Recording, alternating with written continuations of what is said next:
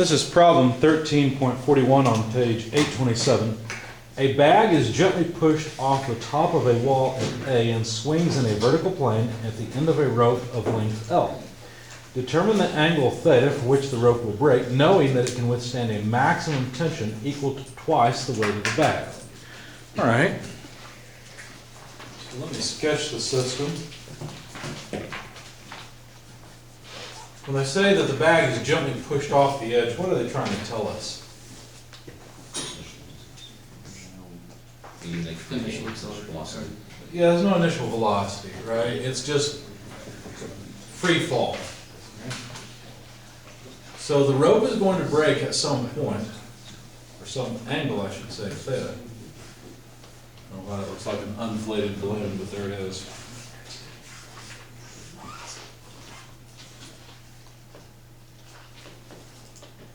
Okay. Let's see. Actually, I was hoping to use one. Oh, it can. There it is. The maximum tension is twice the weight of the bag. Bless you. Okay. All right. Well, what should we do? Well, we're in the section that deals with energy, so we should probably write down an energy balance. Let's just do that. T1 plus some U1 to 2 equals T2. The bag doesn't have any kinetic energy at the beginning, does it? What forces do work on the bag? Does the tension do any work on the bag? Let's think about it. The motion of the bag is always tangent to the tension force, isn't it?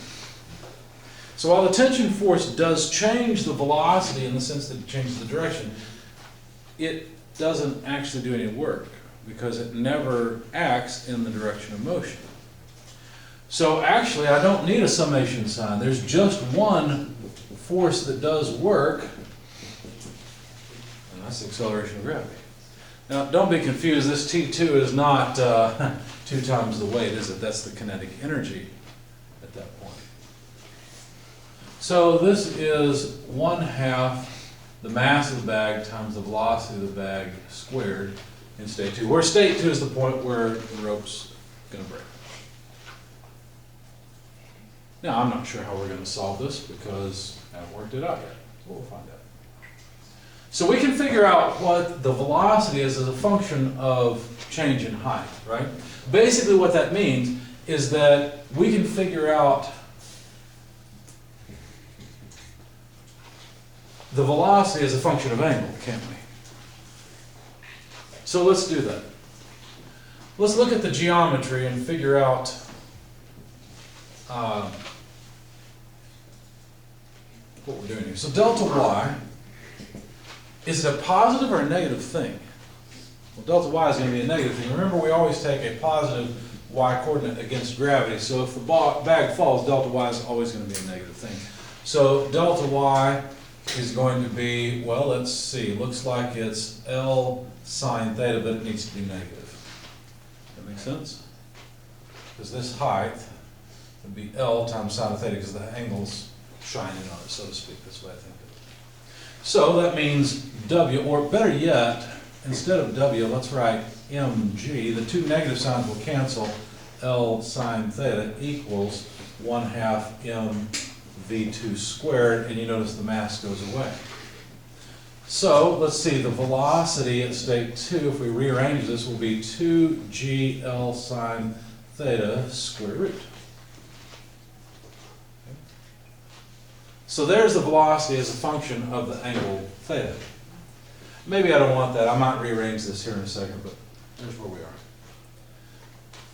Now, what about the tension in the rope? How are we going to incorporate that into this? Any ideas? Well, what does this tangential velocity make you think of?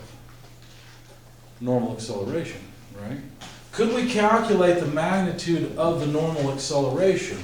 Sure, it's the tangential velocity squared divided by the radius of curvature, but the radius of the curvature is just the length of the rope L. And the amount of force in the rope would be the mass of the bag times the normal acceleration, wouldn't it? In other words, the tension in the rope would be twice, or would be the mass times the normal acceleration, or in other words, 2 times the weight will be the tension, or better yet, mg, will be the tension in state 2 when the bag breaks. So we can cancel the mass, and we're left with 2g equals normal acceleration, which is the tangential velocity squared divided by L. And I realize I probably shouldn't have taken the square root here. Probably what I should have done is just left that as velocity squared, because that's what I need anyway, isn't it? So let's take this equation up here and kind of put the two together and say 2g when breakage happens equals the tangential velocity squared over L. That's supposed to be L. Doesn't look much like it. But V2 squared is 2g L sine theta. Let's not forget our L, so the L's cancel. The two G's cancel, and what do we have? We have 1 equals sine theta. So all we need to do is find an angle theta where the sine of theta equals 1. Okay. So let's see, how does the sine function go? Sine theta looks something like that. And sine of theta is equal to 1 when we hit an angle of 90 degrees. So apparently once the bag goes down here, well then the rope breaks. Okay. So the angle theta is apparently 90 degrees when the rope breaks. Does that make sense?